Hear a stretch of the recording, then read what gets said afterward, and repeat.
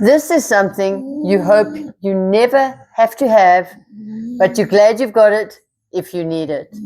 I've only had to use it once, thank goodness. It's called Holt. It is a spray for dogs if a dog's going to attack you. My dog here hates other dogs, so because she's a rescue and she was using dog fighting, so I need protection. So I have it on a lanyard around my neck